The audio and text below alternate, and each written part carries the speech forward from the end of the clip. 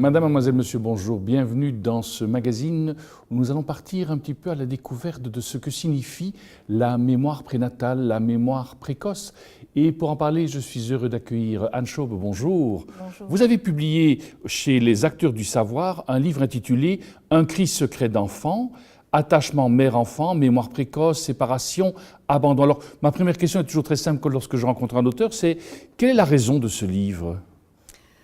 Alors la raison de ce livre a fait suite à une demande en 2014, en novembre 2014, où on est venu en fait me demander d'informer le grand public sur justement les mémoires précoces, mais en rapport avec la gestation pour autrui. Et à l'époque, j'ai dit, mais je ne pense pas pouvoir vous dire grand-chose à ce niveau-là, parce que je pensais que c'était vraiment ciblé sur la GPA, la gestation pour autrui. Et puis, il se fait qu'en effet, ça fait une bonne vingtaine d'années que j'explore avec les parents les mémoires précoces pour tenter d'expliquer ou de donner du sens et de traiter, bien entendu, les symptômes ou les difficultés, les souffrances d'enfants.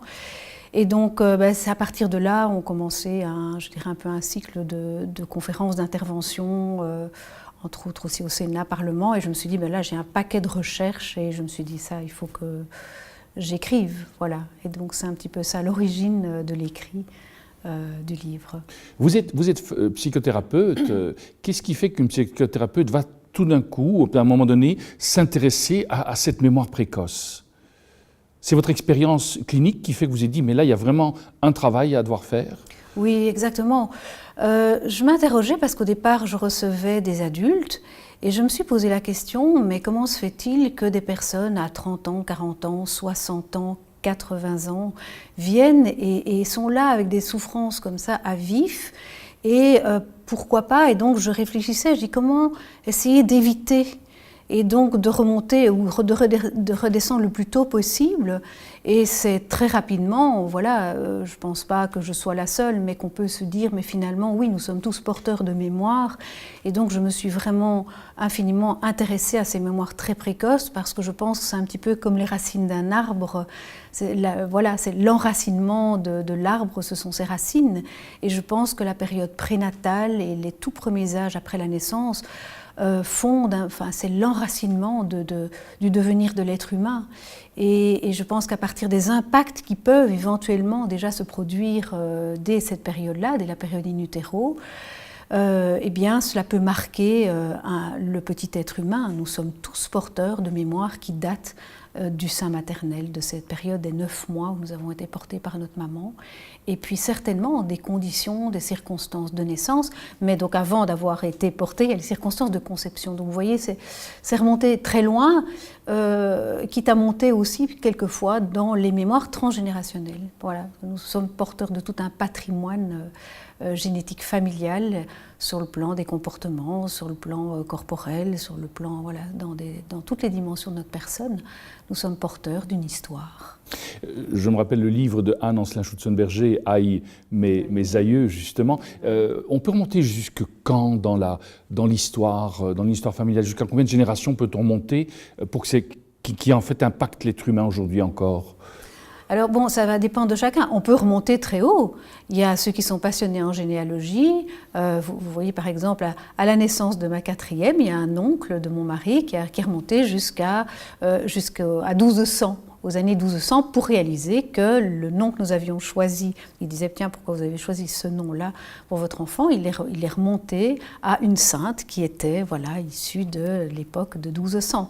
Donc on peut remonter très loin. La seule chose par rapport à un travail à faire sur soi, tout va dépendre des informations dont dispose la personne qui voudrait remonter.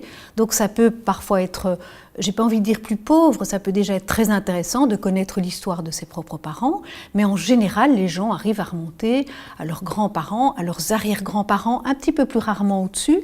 Mais c'est très intéressant donc de commencer à faire justement des tableaux généalogiques et de repérer, de mettre comme ça des événements qui auraient pu se passer et qui éventuellement auraient pu se transmettre à partir de secrets de famille par exemple, et qui à un moment donné se révèlent plus violemment, plus fortement à une génération. Donc le silence pour vous, cacher quelque chose, de manière insidieuse, peut effectivement affecter les générations futures. Voilà, exactement. Et vous donnez là une partie du titre de mon livre, parce que le silence est le cri secret d'enfant. Et donc j'associe le secret au cri. C'est-à-dire qu'en effet, tout ce qui n'est pas dit va se révéler par des comportements, par des souffrances, par des mots MAUX psychosomatiques, là où il n'y a pas eu de mot MOT. Donc c'est Serge Tisseron qui met en évidence, justement à partir d'un livre Secret de famille, où il parle justement des 3 générations. Dans la première génération, on va avoir l'indicible, c'est-à-dire la personne qui porte le secret ne dit pas. Ensuite, dans la génération suivante, on est dans l'innommable, bien entendu. Les enfants ne peuvent pas nommer ce qui n'a pas été dit dans la génération précédente.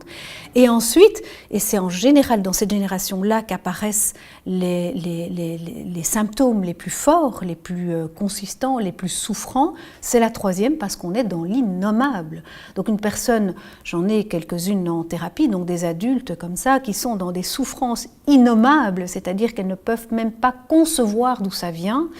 Parce que, et alors c'est là où se faire Sherlock Holmes au niveau des générations précédentes devient quand même fort intéressant, pour que la personne puisse commencer à se situer dans une histoire et réaliser qu'elle est porteuse, soit d'un secret de famille, soit, en général c'est un secret de famille, mais particulièrement pour tous les non-dits qui ont eu lieu pour toutes sortes de raisons qui sont bien entendu à comprendre et à envisager.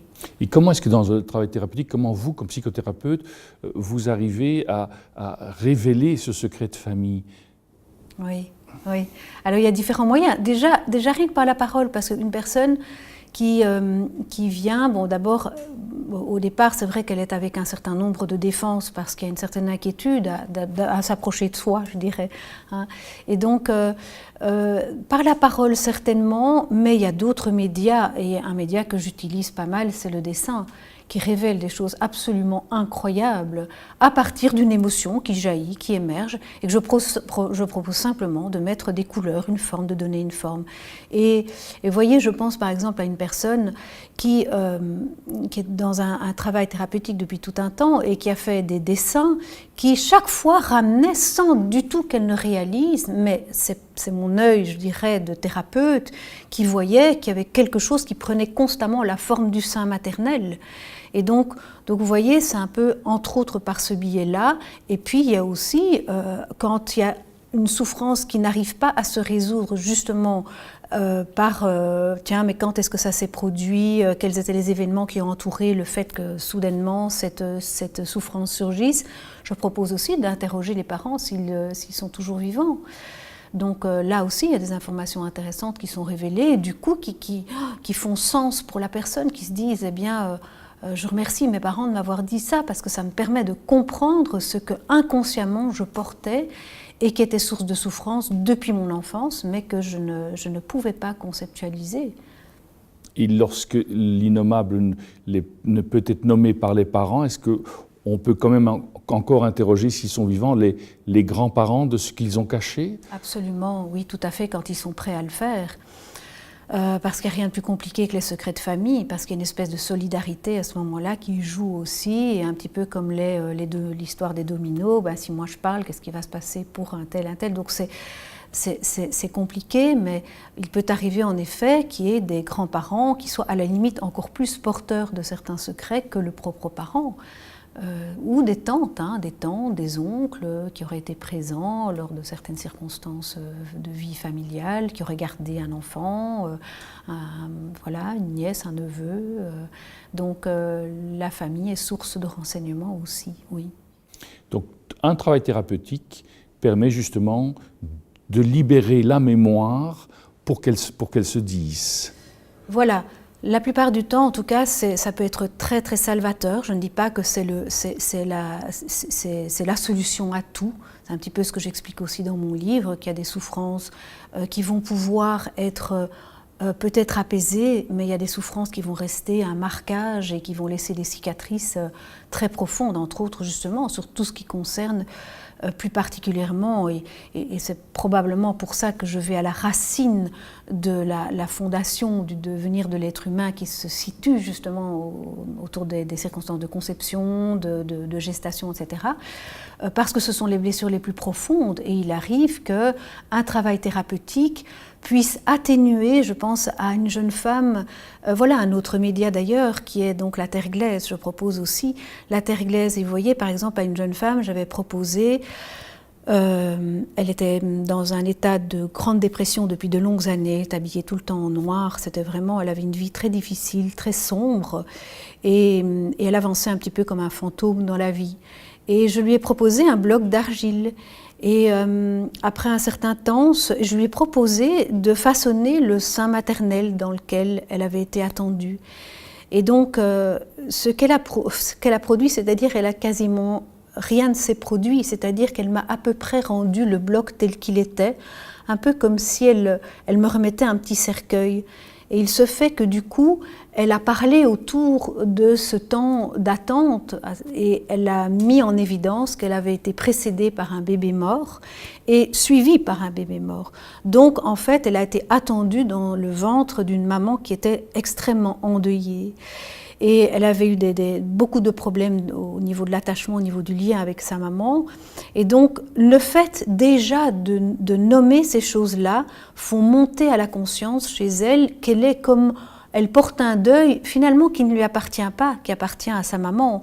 Et donc, ça a été quand même un long travail. Et la seconde fois que je lui ai proposé ce même bloc d'argile, il n'avait pas beaucoup changé, mais les côtés étaient moins rectangulaires, moins pointus, comme si la vie commençait déjà un petit peu à circuler en surface. Mais vous voyez, un travail thérapeutique va... Quelquefois, on est devant certains hermétismes, certaines souffrances qui sont à ce point enracinées qu'elles pourraient, voilà, en tout cas, ne pas forcément guérir tout et ne pas sortir totalement la personne de l'état dans lequel elle est. Après la psychothérapie, il y a les psychiatres, les pédopsychiatres qui sont importants aussi, parce que quelquefois, il y a la nécessité de faire appel, bien entendu, à ce moment-là, à une compétence plus médicale que psychothérapeutique. Nous aurons l'occasion d'y revenir dans le cadre d'autres émissions. Nous arrivons déjà au terme de celle-ci. Un tout grand merci de nous avoir suivis jusque maintenant. À très bientôt.